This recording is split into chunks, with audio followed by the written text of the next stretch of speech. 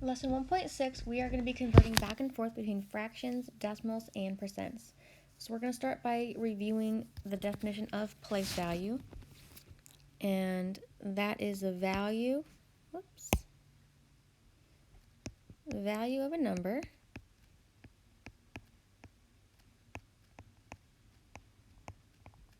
based on its position.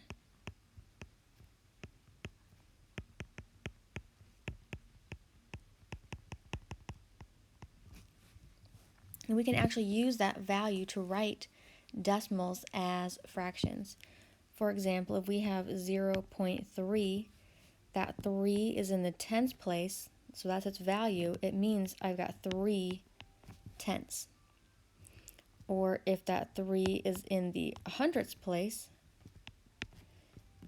then its value becomes 3 out of 100. I've got 3 pieces out of 100. So its value changes depending on what place it's in.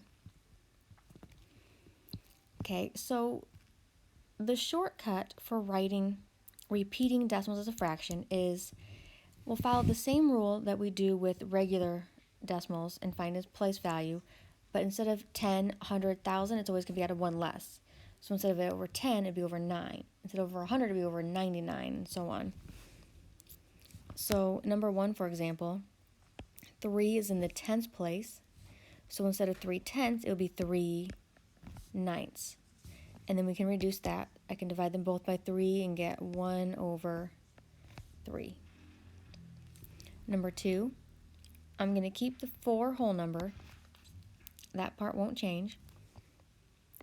It's going to be 67, but instead of 67 hundredths, it'd be 67 over 1 less, so 67 over 99.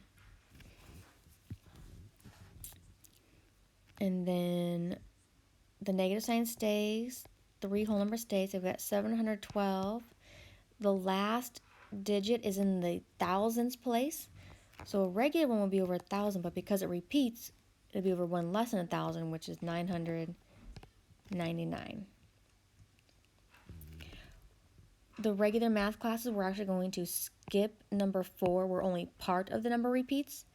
In algebra, I will have a separate video on how to solve that type of problem. Okay, so now we're just going to complete this table and fill out for fractions, decimals, and percents, whatever we're missing. So on number 5, we already have a fraction, 2/5. To turn it into a decimal, we're just going to divide. And you can use calculators on this. So in my calculator, I would say 2 divided by 5, and we get 0.4. And then to make a percent, because percent is always out of 100, so what we're doing is we're multiplying this number by 100. Well, the shortcut to that is we move the decimal 2 places. 1, 2. We put a 0 for placeholder, so we end up with 40%. We don't put the 0 in front of the 4 because we don't say 0, 40%. We just say 40%. So I'm actually going to write that in the notes over here. When I go from decimal to percent, remove decimal 2 places right. So then if you're going from a percent to a decimal, if you're going backwards, then instead of moving 2 places right, you'll go backwards and move 2 places left. And we'll see an example like that in a little bit. Okay, number 6, let's go ahead and start with the percent. So we've got the decimal. We said we're going to move it 2 places to the right to make a percent. So that becomes 312%. Anything higher than 1 is going to be more than 100%. And then 312. So that's 3 whole parts. So I'm going to have 3 whole parts. And then I have to have a fractional part. So I got 12 is my decimal. And that 2 is in the hundredths place, so it'd be over 100. Because it's not repeating this time, so it's just over 100. Remember, if it's repeating, like the first set we did, that's when it's over 999, 999. Number 7. So now we're going to be going backwards. We already have a percent. So instead of moving it 2 places to the right, we're going to move it 2 places to the left, but there is no decimal.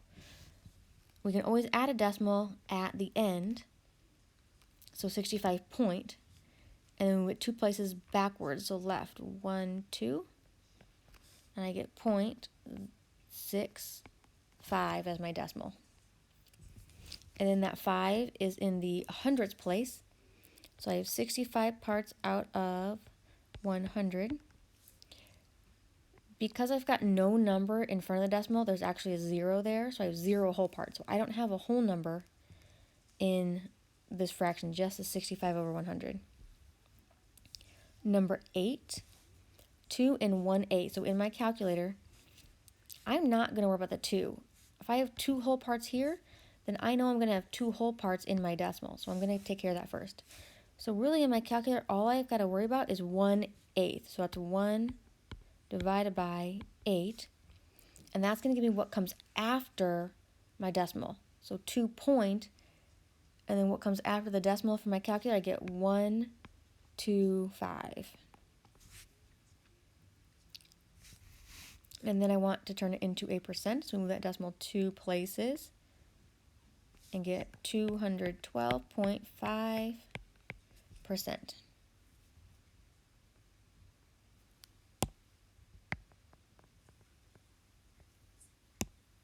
Okay. Number 9, this percent already has a decimal, and just like up here on number 7, we're going to move it 2 places to the left, because even though it already has a decimal, it's still a percent problem. So to make it into a true decimal, I've got to get rid of the percent. I do that by moving it 2 places, 1, 2, to the left. Then you put a 0 for a placeholder. So I get point, or 0 point if you want to, 0, 0, 5. So then to make it into a fraction, we've got to figure out what place value is that 5 in.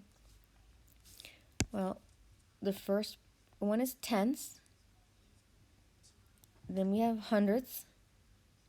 Then we have thousands. So that is 5 over 1,000 because that 5 is in the thousands place. Okay, the whole number. Well, let's start with the fraction. I can always turn a whole number into a fraction by putting over 1. So 7 becomes 7 over 1. To make it into a percent, we need to move the decimal. Well, when there is no decimal, we said we can put a decimal at the end, so 7 becomes 7 point. Move it 2 places to the right. I need 2 zeros for placeholders, so I get 700%.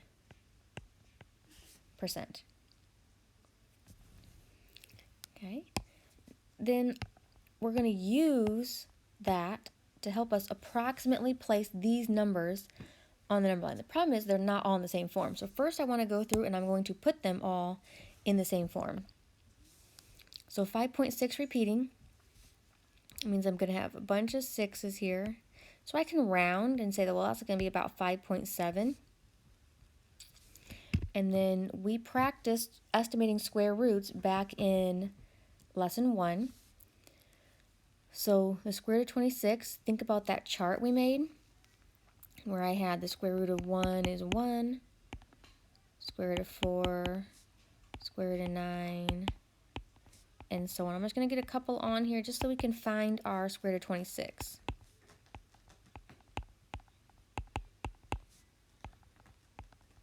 Okay, so I found it.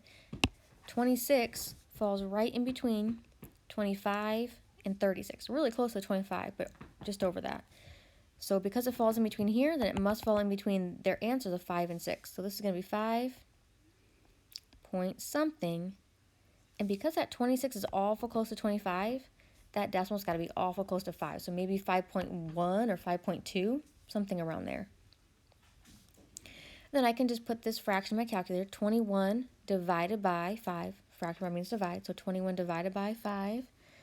And that is 4.2. I'm going to turn my percent into a decimal, so add a decimal at the end.